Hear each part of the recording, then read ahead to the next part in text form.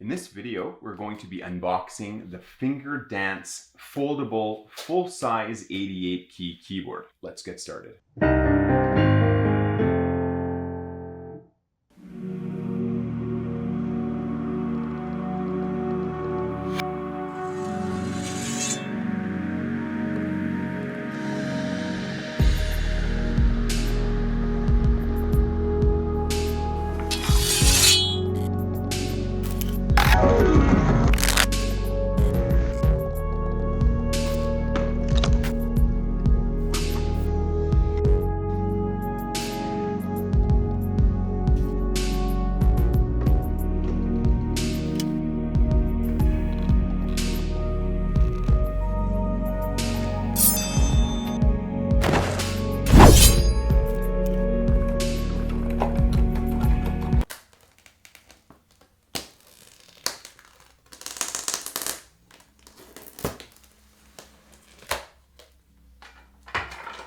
I received this box from Finger Dance. They sent it via Amazon. I'm not sponsored for this video, so these are all my own opinions. So we open up this box. Right away, we see just some filler. Out of the blue, I just see this really interesting purple. Is it a dress? We'll find out. On the side, we have a sustain pedal. There's a bag full of goodies here. Let's take a look at this gem. So as soon as we remove these protective end caps, we find out that this plastic piece was actually a music stand. Not too many of these folding keyboards come with a music stand. We see that this keyboard is in a carrying case. This carrying case has not only a handle, but it also has a shoulder strap that we can extend. And if we want to go to the park and look cool, then we've got this cool package right here. On the front of this case, we see that we have a pocket where we can store our pedal, our dress, and all the goodies that we got with this keyboard. All right, let's unzip this package and see what the keyboard looks like. Oh, so more packaging here. This keyboard is nicely protected. We'll take this case and put it aside for now. We'll unbag the keyboard, which is in its folded position. There's another end cap in here. Okay, very neat. Nice clean packaging.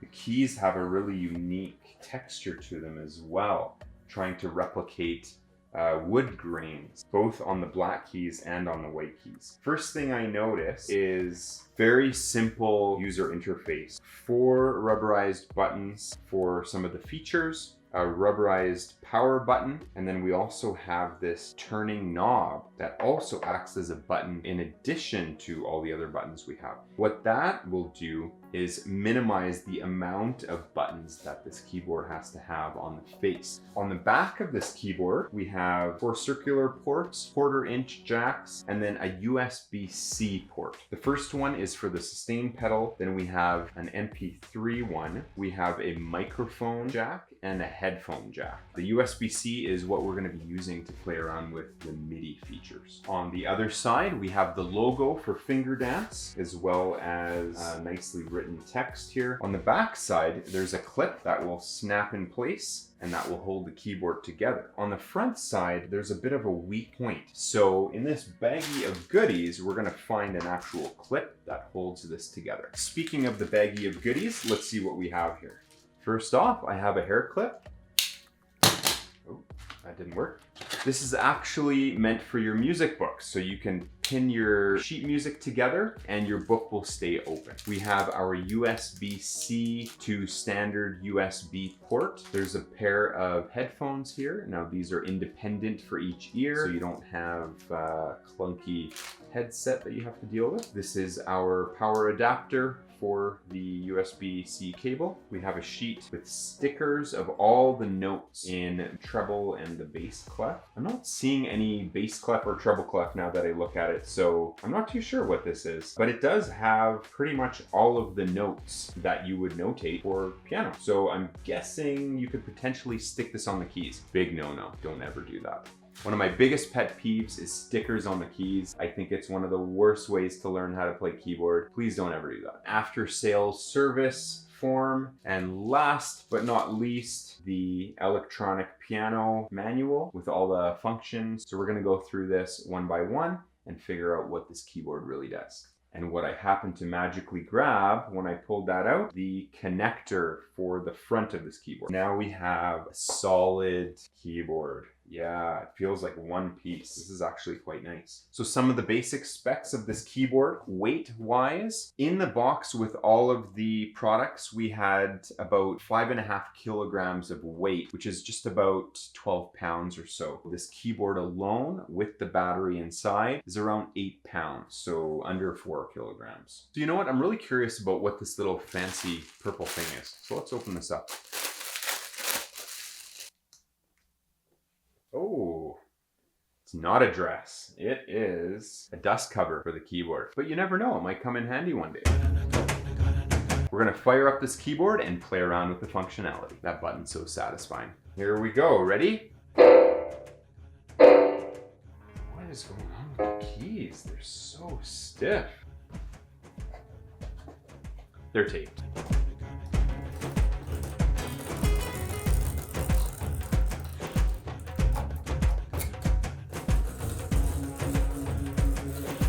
So the first thing, I want to just feel the keys because I'm very picky when it comes to the feel of the keys. I played through many different keyboards and I really don't like the springy feel of a lot of keyboards that are out in the market.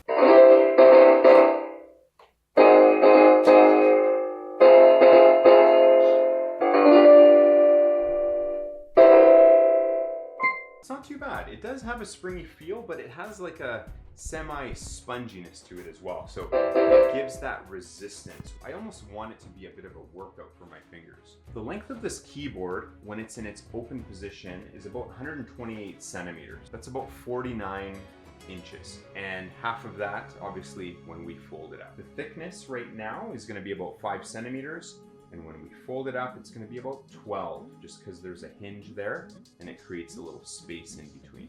Right away, for the volume, all we need to do is, while we're playing, we can turn this, call this an actuator. We adjust this circular knob here, this actuator. Turn it to the right if you want it louder, and turn it to the left if you want it softer. So that's off. This is the softest that we can get it.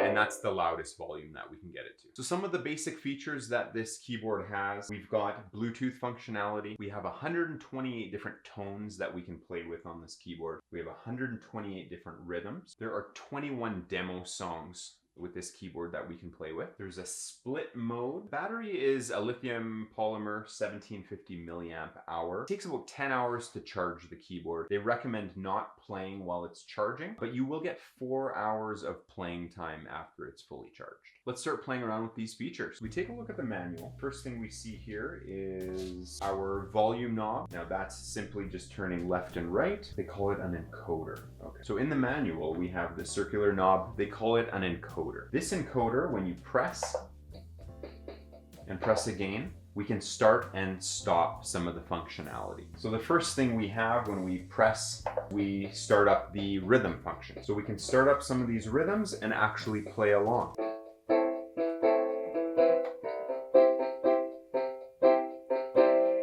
In order to get to the different rhythms, you simply turn the encoder and you'll get one of the 128 different rhythms to play with.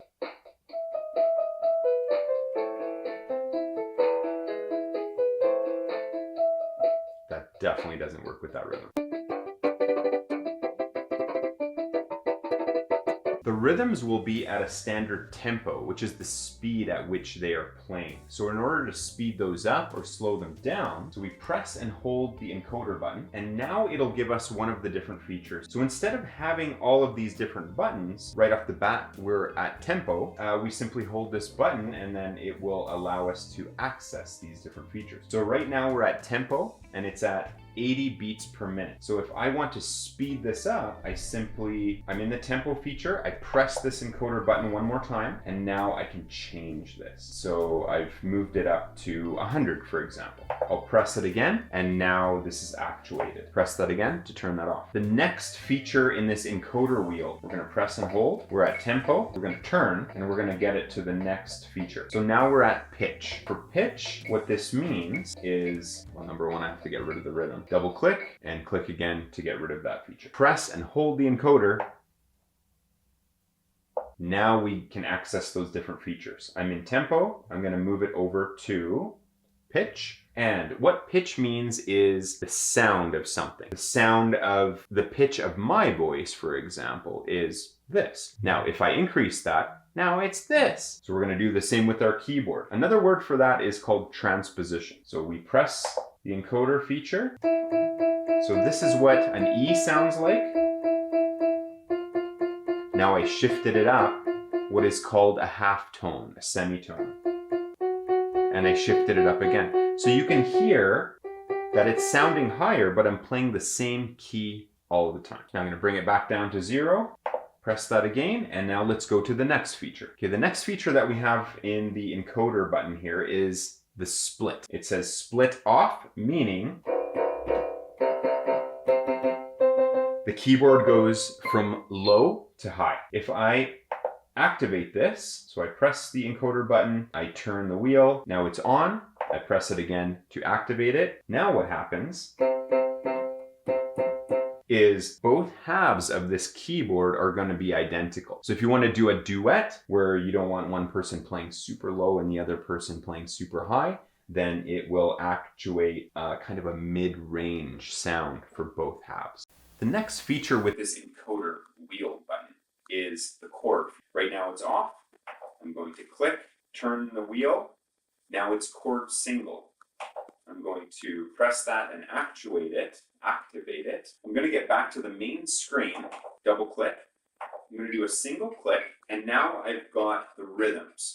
When I press a key while we're in the rhythm feature, it's going to start playing an accompaniment, like chords basically, making it sound a little bit more full.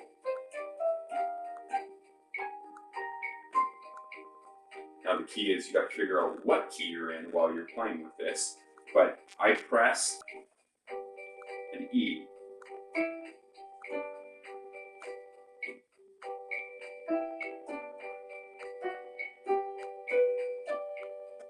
So we're in the key of G major, for example, here, which is kind of interesting. I'm not sure why the E is doing that. So the bottom line is when you have the chord feature, you press a single key and it'll give you an accompaniment, and then you can start messing around with the other half of the keyboard.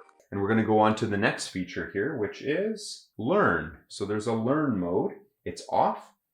I click the encoder, turn the wheel, and now it says it's on A mode. Now, in order to be able to use this, you kind of have to know the melody of the tune in the demos. So the first one is called Castle in the Sky. We're going to press this demo button and listen to the melody of Castle in the Sky.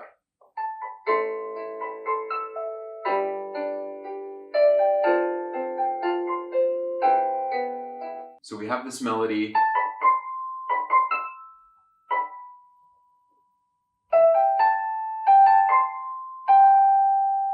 And that's the rhythm that the demo is playing it. So now when we go to this teach mode, we hold the encoder button. When we see tempo pop up, we scroll over to learn, and it's on off. I'm going to press it once, move it over to A mode. So A mode allows us to play a single key with the proper rhythm and play along with the actual accompaniment. So I'm going to play the demo and just pick a random key. It's not even part of the song. And here we go.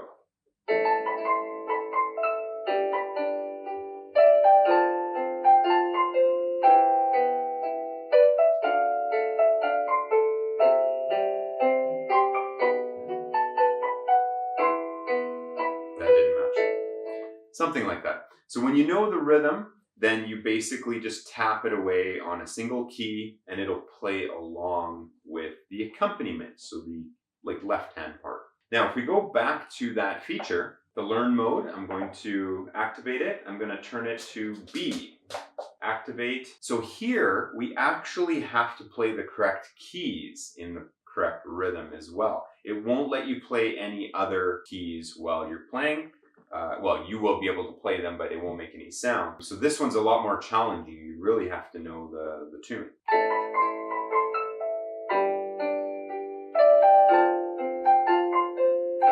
See if I play this over and over or anything else.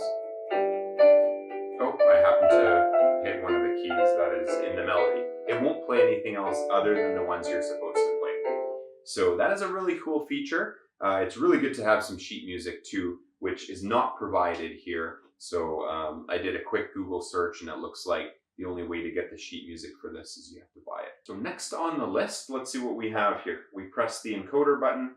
We went through tempo, pitch, split, chord. Learn mode is still on, so we're going to turn that off.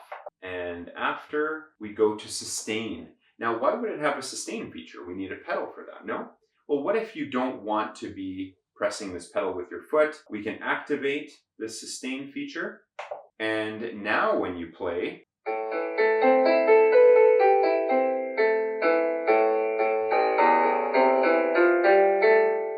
sustain that sound, so it'll give you kind of like a watery tone. And what's nice about it is it's not too overpowering, because otherwise you just get a wash of sound, and that's not very appealing. One thing that I find a little frustrating with this actuator, this encoder wheel, is when you turn, it doesn't always give you a response on the LED screen.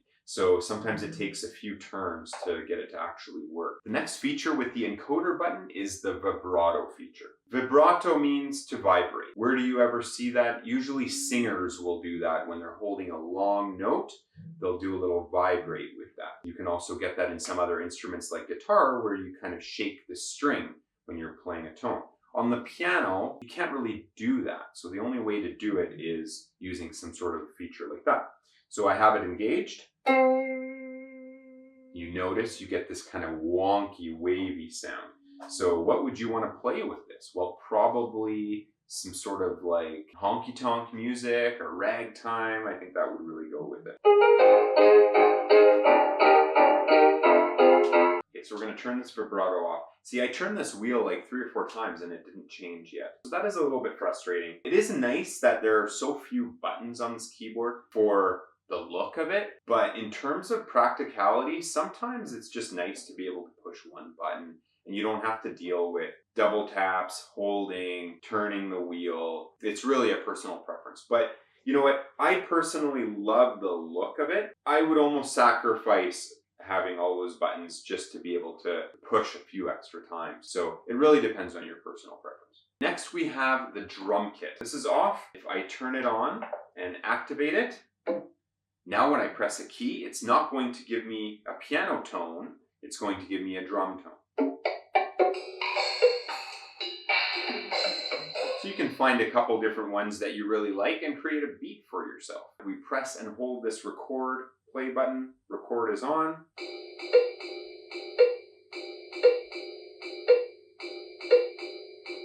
Press it again, and now we have that rhythm.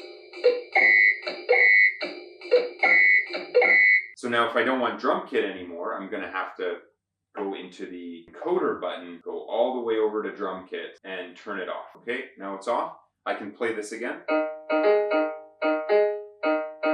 Interesting. So that is really strange. As soon as I wanted to replay it, now in the piano mode, it played those 2 tones as piano sounds, and it didn't play the drum kit. I wasn't able to have a drum kit sound going while I wanted to play the piano. Velocity is the tempo, so how fast we want our demo songs to go, our drum kit, our metronome, which is built in here as well. Now after that, we have something called the sleep mode. Sleep mode is pretty cool because if you forget to turn off your keyboard after you've been playing, the sleep mode will actually turn it off for you. So after just 10 minutes, the keyboard will shut off by itself, and then it'll save your battery power. Because the last thing you want is if you're camping or if you're going on a road trip and you happen to have been playing on your keyboard and you left it on for a couple hours and it died on you and you have no way to charge it, then you won't be able to play. So we double click out of the encoder features here. To change the different tones, we're going to press the tone button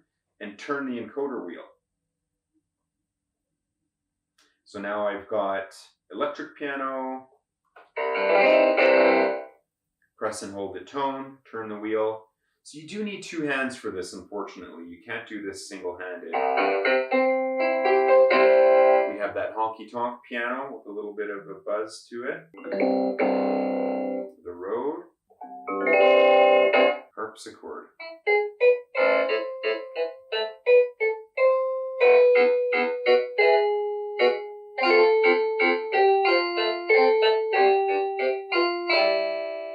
I actually really like the harpsichord. If you haven't played any Baroque music by composers like Bach, definitely check it out. Again, to reset everything, you can turn off the keyboard simply if you don't want to go through all these features. And last but not least, we have the metronome button. So there are different features for how many beats per bar you would like. This one is on 1 out of 4. Simply you have the same beat all the time. I prefer this generally because then you're not distracted by that, for example. If you don't want that secondary tone to be different than the primary, like beat 1 versus beat 2, then you can just use the 1 out of 4 feature.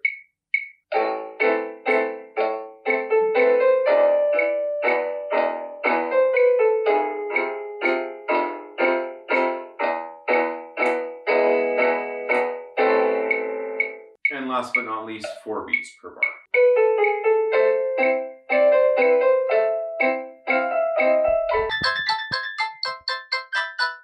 Now the pedal that was incorporated with this keyboard is a sustain pedal. So what we're going to do is test it out and see if it's one of the pedals that you can actually control, like do partial pedaling, or if it's just simply an on and off. So we plug it into the sus port in the back of the keyboard. And now let's test this out. I'll play staccato, which means detached, and then we can see that a little better.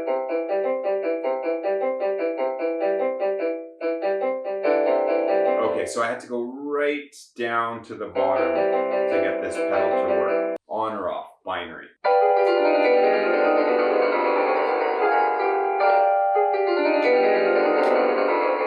Then we also have a sheet music rack, which I should probably make more use of to know what I'm actually playing when I try to play other people's music. So we have this really cool little sheet music stand. It holds a little bit of music here. I don't think you want to put too much weight on it because it's not super sturdy, but just for simple sheet music like this, it would be perfect. So the first thing we want to make sure is our Bluetooth is on with our mobile device. The Bluetooth is always working with the keyboard. So the thing is, we need to now find that keyboard and pair it when we open the app. So the one app that works the best with this keyboard that I have been able to find on the device is the POP piano. On the top of the screen, there is a little picture of a keyboard and it's showing an X. So I'm going to click on that and it says use screen keyboard. No, we don't want to use screen keyboard. We want to use the actual one. So it's giving me the ID for this keyboard. It does see it. I'm going to hit connect and just let that do its thing. And it looks like we are connected. Nope, we are not connected. Okay, let's try that again. So Bluetooth. Yes, we understand. Okay, hit connect.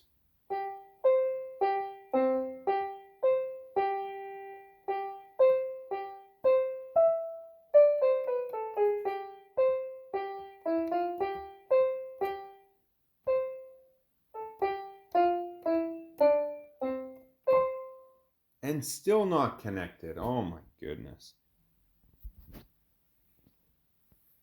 Boom, finished. Success. Okay, so now we have a picture of that keyboard with a blue check mark on there. I'm going to pick one of the free tunes. We have Happy Birthday to You. Start play. I need to pick the easiest version here. All right, so what's really interesting is it gives me a visual of my hand and the finger numbers. So thumb is 1, then 2, 3, 4, 5. It's telling me to put my thumb on this key, which is a G. And let's see, as soon as I start playing, if it's going to move. Oh, it is. It's moving perfectly with it.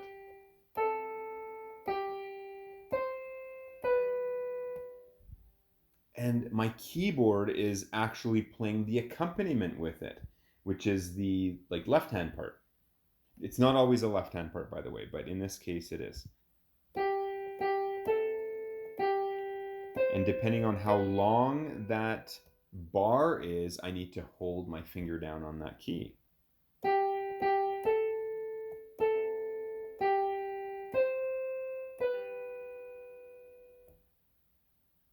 Oh, I only got a 77 on that one. Okay, let's try one more time.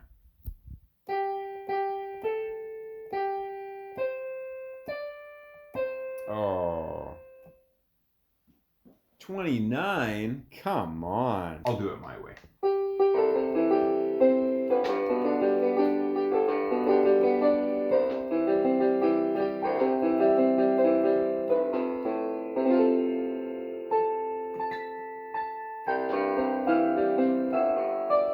One thing you will notice with the sound quality of these speakers is it's quite mediocre. That's where you might want to throw in the headphones if you're going to be playing for a long period of time, especially just practicing for yourself, and you want a better quality of sound. So now I have a set of AKG headphones here. These are pretty decent quality, so I want to see what this sounds like in here. Plug it into the headphone jack.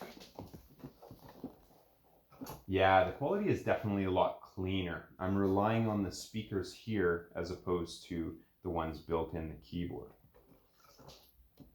And obviously you can't hear anything because it's coming through my headset.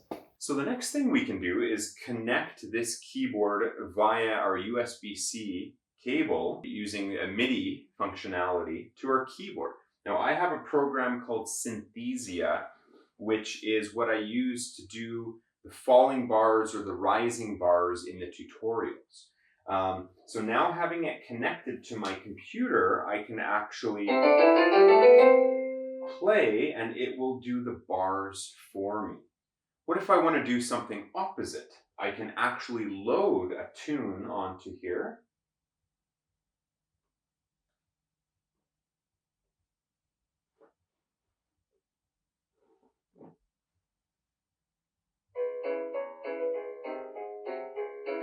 And now it's playing through the speakers of the keyboard.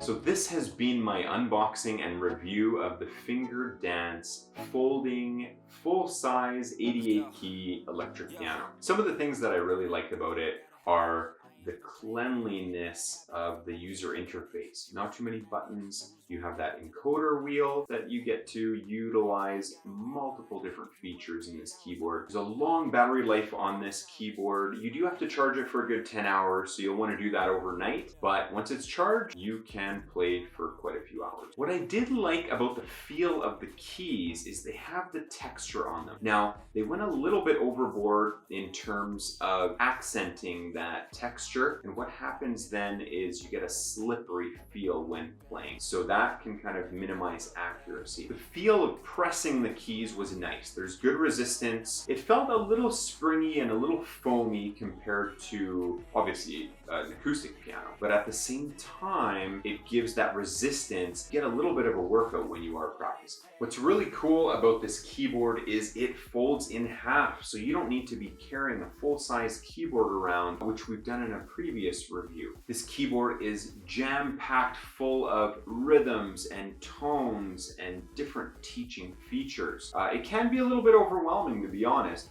but the fact that it minimizes how many buttons it has makes it such a clean looking keyboard. I love the matte finish. Now for someone just getting into playing piano and is looking for a cost-effective keyboard that doesn't take up too much space, I think this is a great option. You live in an apartment or a smaller home and you don't have the space for a big keyboard, a big stand. You want to be able to unfold this, put this on your dining table when you're going to practice. This is such a great option. For the price, you are getting a great keyboard. I wasn't sponsored for this video, so please support me by using the affiliate link below when purchasing this keyboard. You'll find it on Amazon. Be sure to subscribe to my channel if you haven't already, like, and let me know what you thought of the video. Did you get all the information that you were looking for? If not, I'll make sure to do it in the next one. Now, if you know somebody that wants to learn some fun piano tunes but doesn't necessarily want to take lessons, be sure to check out the Piano Hooks YouTube channel for tons of easy tutorials. That'll be all for now.